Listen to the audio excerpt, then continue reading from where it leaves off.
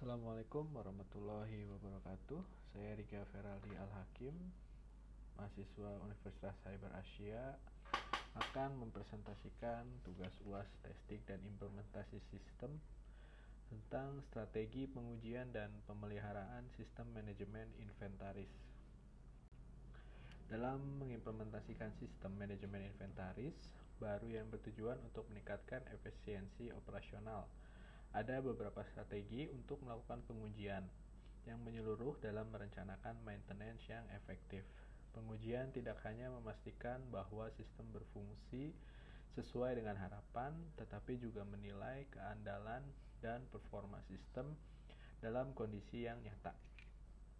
Dalam konteks ini, saya akan menjelaskan bagaimana kita dapat menilai keandalan dan performa sistem selama fase pengujian tersebut. Pada bagian A, pengujian dan maintenance, ada 4, yaitu pertama, menilai kehandalan dan performa sistem selama fase pengujian. Yang kedua, memiliki 2 skenario uji coba yang mungkin dihadapi dalam implementasi sistem manajemen inventaris. Yang ketiga, 2 jenis uji yang dapat dilakukan untuk memastikan keberlanjutan kinerja sistem. Yang keempat, perbedaan antara maintenance preventif dan korektif konteks dalam sistem inventaris manajemen. Yang pertama, bagaimana menilai kehandalan dan performa sistem selama fase pengujian. Metode dan teknik yang dapat digunakan untuk menilai kehandalan dan performa sistem. Yang pertama, pengujian fungsional. Tujuannya untuk memastikan bahwa semua fitur dan fungsi sistem bekerja sesuai dengan tujuan dan spesifikasi yang sudah ditetapkan. Lalu metodenya melakukan pengujian berbasis skenario yang mencakup semua fungsi utama seperti pencatatan inventaris, pemrosesan, pesanan, dan pelaporan. Lalu hasil yang diharapkan, semua fungsi berjalan tanpa kesalahan dan memiliki output yang benar. Yang kedua, pengujian kinerja atau performance testing.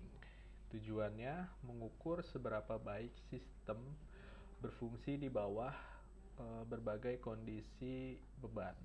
Metodenya uji beban, yaitu load testing, menguji sistem dengan jumlah pengguna atau transaksi yang meningkat untuk melihat bagaimana sistem menangani beban tersebut. Lalu uji stres atau stress testing, menguji sistem di luar batas normal untuk menentukan titik kegagalan dan bagaimana sistem pulih dari kegagalan. Lalu uji respon time testing, ini untuk mengukur waktu yang dibutuhkan sistem untuk merespon permintaan pengguna. Yang hasil yang diharapkan, sistem harus menangani beban dan menentukan atau mendapatkan waktu respon yang dapat diterima. Yang ketiga, pengujian keandalan atau reliability testing. Tujuannya menilai seberapa konsisten sistem berfungsi tanpa kegagalan dalam jangka waktu tertentu. Lalu metodenya melakukan pengujian berulang dalam kondisi yang sama untuk melihat apakah sistem tetap stabil dan tidak mengalami kegagalan. Hasil yang diharapkan tentunya sistem harus menunjukkan tingkat kehandalan yang tinggi dengan sedikit atau tanpa kegagalan selama periode pengujian tersebut. Yang keempat, security testing atau pengujian keamanan. Tujuan dari testing ini untuk memastikan bahwa sistem aman dari ancaman dan kerentanan. Metodenya melakukan pengujian, penetrasi, dan analisis kerentanan untuk mengidentifikasi potensi resiko keamanan. Hasil yang diharapkan tentunya sistem harus mampu melindungi data dan mencegah akses yang tidak sah. Yang kelima, melakukan umpan balik pengguna. Tujuannya mengumpulkan umpan balik dari pengguna yang terlibat dalam pengujian untuk menilai pengalaman pengguna. Metodenya melakukan sesi pengujian dengan pengguna akhir dan mengumpulkan umpan balik tentang antarmuka, kemudahan penggunaan, dan fungsionalitas. Hasil yang diharapkan, identifikasi area yang perlu diperbaiki berdasarkan pengalaman pengguna. Lalu, dua skenario uji coba yang mungkin dihadapi dalam implementasi sistem manajemen inventaris. Yang pertama, skenarionya adalah pengujian integrasi sistem. Dalam skenario ini, sistem manajemen inventaris baru diintegrasikan dengan sistem lain yang sudah ada, seperti sistem akuntansi dan sistem pemesanan. Pengujian ini bertujuan untuk memastikan bahwa data dapat mengalir dengan lancar antar sistem-sistem tersebut tanpa kesalahan. Langkah-langkahnya, kita perlu mempersiapkan data. Siapkan data uji yang mencakup berbagai transaksi seperti penerimaan barang, pengeluaran barang, dan transfer antar sistem. Lalu eksekusi pengujian dapat dilakukan transaksi di sistem manajemen inventaris dengan memeriksa apakah data tersebut tercermin dengan benar di sistem akuntansi dan sistem pemesanan. Lalu verifikasi hasil. Pastikan bahwa semua data yang ditransfer akurat dan tidak ada kehilangan informasi. Periksa laporan keuangan dan status pemesanan untuk memastikan konsistensi. Lalu kriteria keberhasilannya, semua data harus terintegrasi dengan benar tanpa kesalahan, dan sistem harus dapat menangani transaksi secara real time. Yaitu kita lanjut ke skenario 2, yaitu tentang pengujian kinerja sistem. Skenario ini berfungsi atau berfokus pada pengujian kinerja sistem manajemen inventaris di bawah beban yang tinggi. Tujuannya adalah untuk memastikan bahwa sistem dapat menangani volume transaksi yang tinggi tanpa penurunan performa sedikit pun. Langkah-langkahnya, yang pertama, mensimulasikan beban. Gunakan alat pengujian kinerja untuk mensimulasikan sejumlah besar pengguna yang melakukan transaksi secara bersamaan, seperti memasukkan data inventaris, melakukan pemesanan, dan menghasilkan laporan. Yang kedua, memonitoring kinerja. Pantau waktu respon sistem menggunakan CPU dan memori selama pengujian untuk mengidentifikasi potensi bottleneck. Yang ketiga, analisis hasil. Setelah pengujian, analisis data untuk menentukan apakah sistem memenuhi standar kinerja yang ditetapkan, seperti waktu respon maksimum yang diizinkan. Kriteria keberhasilannya, sistem harus mampu menangani beban yang ditentukan tanpa mengalami penurunan performa yang signifikan, dan semua transaksi harus diproses dalam waktu yang dapat diterima. Lalu, dua jenis uji yang dapat dilakukan untuk memastikan keberlanjutan kinerja sistem. Yang pertama, uji kinerja atau performance testing. Metodenya load testing, mengukur kinerja sistem saat dihadapkan pada beban pengguna yang meningkat untuk memastikan bahwa sistem dapat menangani volume transaksi yang tinggi tanpa penurunan kinerja. Lalu ada stress testing, di mana menguji batas maksimum sistem dapat memberikan beban yang lebih tinggi dari yang diharapkan untuk melihat bagaimana sistem berfungsi di luar kapasitas normal dan untuk mengidentifikasi titik. Uji regresi atau regression testing. Uji regresi dilakukan biasanya untuk memastikan bahwa perubahan atau pembaruan yang dilakukan pada sistem tidak mempengaruhi fungsionalitas yang sudah ada.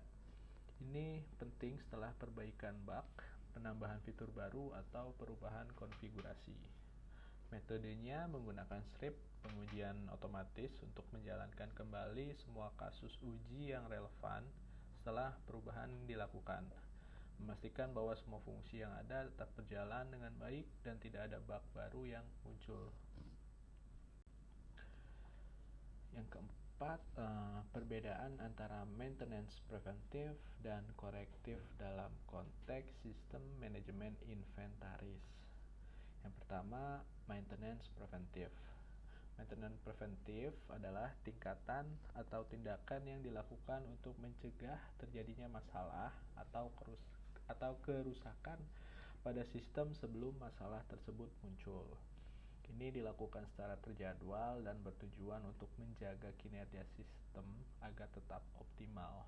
Contohnya dalam sistem manajemen inventaris, melakukan pembaruan perangkat lunak secara berkala untuk memastikan bahwa sistem memiliki fitur terbaru dan perbaikan keamanan. Lalu melakukan audit rutin terhadap data inventaris, menguji sistem secara berkala untuk mengidentifikasi potensi masalah menjadi lebih serius. Yang kedua ada maintenance corrective, yaitu tindakan yang diambil untuk memperbaiki masalah atau kerusakan yang telah terjadi pada sistem. Ini biasanya dilakukan setelah masalah terdeteksi dan bertujuan untuk mengembalikan sistem ke kondisi yang normal. Contohnya, memperbaiki bug atau kesalahan yang ditemukan dalam sistem yang menyebabkan kesalahan dalam perhitungan inventaris, mengganti komponen perangkat keras yang rusak yang mempengaruhi kinerja sistem, lalu mengatasi masalah yang muncul akibat integrasi dengan sistem yang menyebabkan gangguan dalam proses manajemen inventaris tersebut. Lalu tindakan perbaikan. Langkah-langkah untuk mengidentifikasi dan memperbaiki penurunan performa sistem. Yang pertama, analisis di awal, mengumpulkan data terkait performa sistem seperti waktu respon, jumlah transaksi, penggunaan sumber daya seperti CPU, memori, dan bandwidth. Lalu mengidentifikasi pola, analisis data untuk mengidentifikasi pola penurunan performa, apakah penurunan yang terjadi pada waktu tertentu atau saat beban tertentu. Yang kedua, monitoring sistem, penggunaan alat monitoring, gunanya untuk memantau sistem secara real time. Alatnya seperti New Relic, AppDynamic, atau Grafana dapat membantu dalam mengidentifikasi bottleneck. Lalu log analisis, tinjau log sistem untuk mencari kesalahan atau peringatan yang mungkin menunjukkan masalah. Ketiga, melakukan uji kinerja. Lakukan pengujian kinerja untuk mensimulasikan beban yang lebih tinggi dan mengamati bagaimana sistem merespon. Ini dapat membantu dalam mengidentifikasi titik lemah dalam sistem. Stress testing. Lakukan stress testing untuk menentukan batas maksimum sistem dan mengidentifikasi di mana performa mulai menurun. Mengidentifikasi penyebab masalah seperti analisis bottleneck, identifikasi komponen mana yang menjadi bottleneck, apakah itu pada database, server, atau jaringan. Evaluasi konfigurasi, tinjau konfigurasi sistem untuk memastikan bahwa semua pengaturan optimal dan sesuai dengan kebutuhan operasional. Yang 5, perbaikan dan optimasi. Lalu mengoptimasi kode.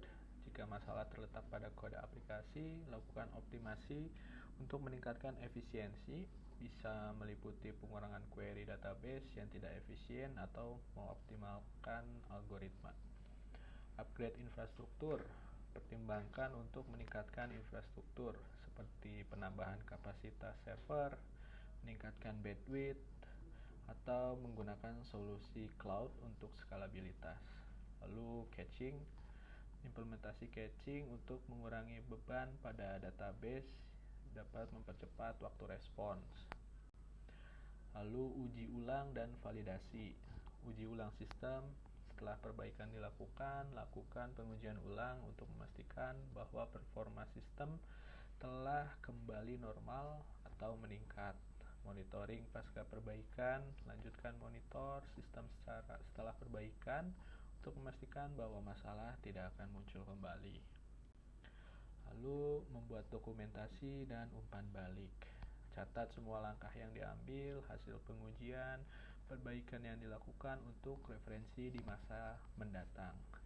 Lalu mendapatkan umpan balik dari pengguna untuk memastikan bahwa sistem berfungsi sesuai harapan dan tidak akan ada masalah baru yang akan muncul. Lalu memastikan sistem manajemen inventaris berjalan baik dan rencana darurat jika terjadi kegagalan. Harus melakukan monitoring dan pemeliharaan secara rutin. Monitoring kinerja sistem, pemeliharaan preventif, lalu pengujian berkala, uji kinerja dan stres, lalu melakukan uji keamanan, rencana darurat atau disaster recovery plan. Kita harus membuat dokumentasi rencana darurat yang mencakup langkah-langkah yang harus diambil jika terjadi kegagalan sistem. Ini harus mencakup prosedur pemilihan data dan pemulihan sistem, lalu membackup data, pelatihan tim, mengevaluasi dan perbaikan berkelanjutan. Kita mengumpulkan umpan balik dari pengguna tentang kinerja sistem dan masalah yang mereka hadapi, menganalisis pasca kegagalan, lakukan analisis untuk memahami penyebabnya, dan terapkan perbaikan yang diperlukan untuk mencegah. Lalu cara mengumpulkan umpan balik dari pengguna akhir untuk memperbaiki dan meningkatkan sistem. Bisa melalui survei dan kuesioner, membuat deskripsi, membuat survei atau kuesioner yang dirancang untuk mengumpulkan pendapat para pengguna tentang pengalaman mereka terhadap sistem yang mereka gunakan. Lalu metode pengiriman survei dapat disebar melalui email, aplikasi, atau platform online untuk memudahkan partisipasi. Lalu wawancara atau diskusi kelompok. Wawancara langsung atau diskusi kelompok dengan pengguna akhir untuk mendapatkan wawasan yang lebih mendalam. Lalu fokus pada masalah yang spesifik, tanyakan masalah yang spesifik yang mereka hadapi, fitur yang mereka inginkan, dan bagaimana sistem dapat ditingkatkan. Sistem pelaporan masalah. Misalkan implementasikan sistem pelaporan masalah yang memungkinkan pengguna untuk melaporkan bug, kesalahan, atau masalah lainnya secara langsung. Lalu tindak lanjut laporan yang diterima dengan memberikan umpan balik kepada pengguna tentang status perbaikan. Yang keempat, analisis data pengguna. Gunakan alat analitik untuk memantau bagaimana pengguna berinteraksi dengan sistem, lalu mengidentifikasi pola, analisis pola penggunaan untuk mengidentifikasi masalah yang mungkin tidak dilaporkan oleh pengguna. Lalu uji coba beta. Sebelum meluncurkan pembaruan atau fitur baru, lakukanlah uji coba beta dengan sekelompok pengguna akhir. Lalu kumpulkan umpan balik dari pengguna beta untuk melakukan perbaikan sebelum peluncuran penuh. Sekian presentasi dari saya. Mohon maaf apabila masih ada kekurangan. Terima kasih. Assalamualaikum warahmatullahi wabarakatuh.